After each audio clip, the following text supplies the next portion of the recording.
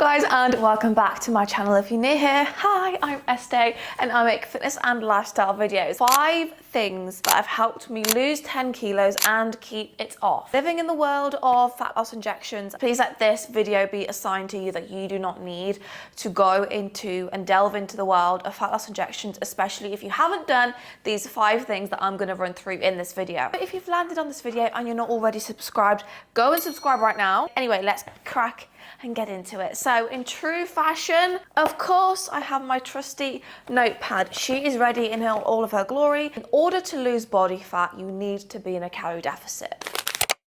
You need to eat less than your body burns. So if you're eating the same amount as your body is burning, then that means you are at maintenance calories. That means you're not going to lose body fat. Using a TDEE calculator, I've just linked one below for you. That will give you your maintenance calories. Once you have that, you need to then just take away a couple of 100 calories, and that will be your starting point into your calorie deficit. You will not know how much you are eating if you are not actively tracking your calories. So once you know your calorie deficit number, you need to be weighing your food and tracking your food into MyFitnessPal. If you're somebody who isn't even tracking and you've never tracked a day in your life, the first thing I want you to do is actually just track what you're currently eating and be honest with yourself. You know, if you're having a donut for lunch as a snack, log it. You need to be aware of how much you are currently eating before you even go into a calorie deficit, because self-awareness is so important. If you're still like, oh my God, that sounds really complicated, then you're in luck, honey, because I have created a female-only community space called the Reformer Girls Club. I know, look how cute the logo is. Oh, I love it. I have a whole module on this. It breaks down how to calculate each macro,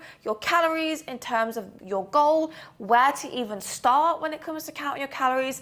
If you need that extra bit of support and extra bit of help, sign up to my Former Girls Club community page. Going hand in hand with the calorie deficit, you need to be making sure that you are predominantly focusing your foods on whole food sources. What I mean by that is you're eating less chemicals, you're eating less sweeteners, and you're eating more foods that are natural. Things that have been grown by the earth. Proteins being from dairy sources, meat sources, fish, that malarkey. Carbs being from like potatoes, rice, that kind of thing, because the more whole foods you eat, the fuller you're going to be for longer, which is going to help you in your calorie deficit. Actually create bigger volumes in terms of the meals that you are eating. So again, it's going to keep you fuller for longer. Tip number 2 is making sure you're having a good quality sleep. Do these things, okay, to actually give you more of a chance of having better deep sleep.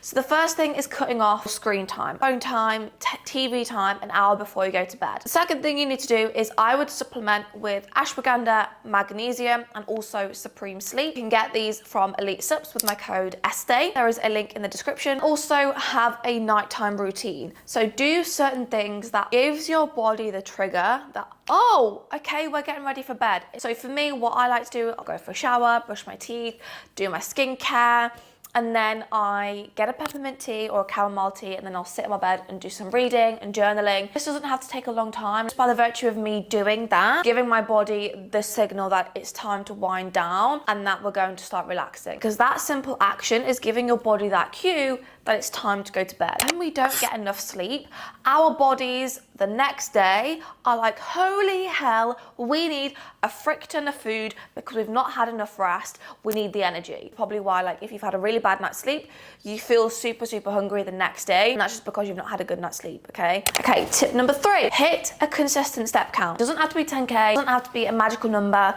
Whatever step count you are doing right now, simply do 2,000 steps on top of that. Steps are the most beneficial tool for fat loss, okay, because it is movement that you can do. It's low impact, okay, it doesn't require any effort really. You just go and get some steps. It just helps your body burn more calories throughout the day, and it also helps digestion. So if you're somebody who struggles with bloating, or like after every single meal you feel that really like full and groggy and gross, go for a walk.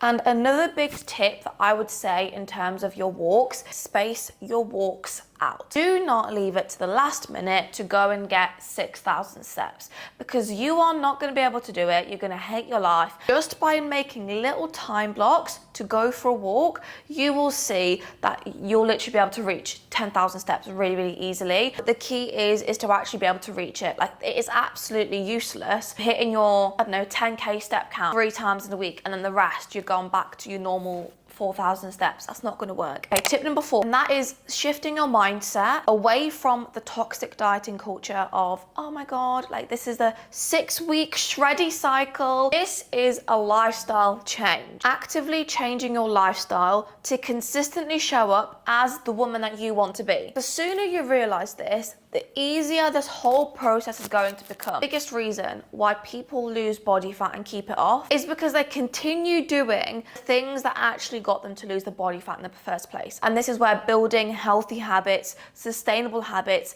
that's what's going to carry you through your journey and actually help you sustain your results. Okay, and tip number 5 is weight training. I do this for a living. I'm a female fitness coach. If you didn't know, hello, this is what I do. And if you are somebody who wants that toned physique, you need to be weight training. But the reason why it's so beneficial for fat loss too, because when you are weight training, it helps you build muscle tissue. And when you have more muscle tissue on your body, your basal metabolic rate, aka metabolism just sat down doing sweet naffle, increases, because muscle needs a lot more energy, which is why you probably have seen your favorite fitness influencer who is jacked and she can get away with eating like 2,500 calories, 3,000 calories, because she has built that muscle tissue and therefore her basal metabolic rate has increased, so she can just eat more calories while still keeping a good lean physique. Big thing that I always say to my clients, and the reason why I train, is for longevity.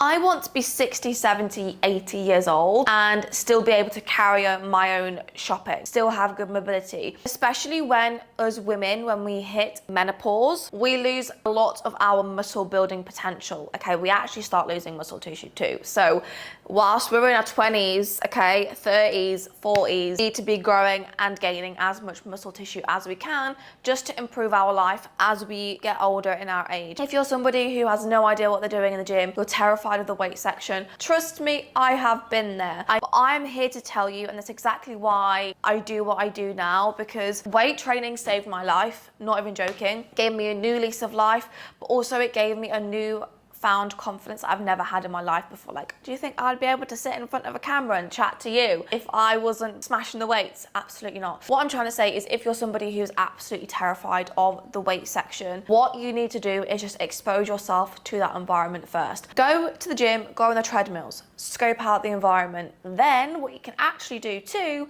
and this is by law as well, book yourself in for a gym induction. Staff members at the gym are legally required to show you how to use the machine safely so you do not injure yourself. So you can literally just ask to book yourself in for a free gym induction, and the staff at your gym will show you around, will help you familiarize yourself with the gym environment. Just need to expose yourself to it little by little. You don't even know what exercises you should be doing. You know, perhaps you walk in and you go, oh, that machine is free. Okay, that's great, that's what I'll do first. That one's free, okay, I'll do that second.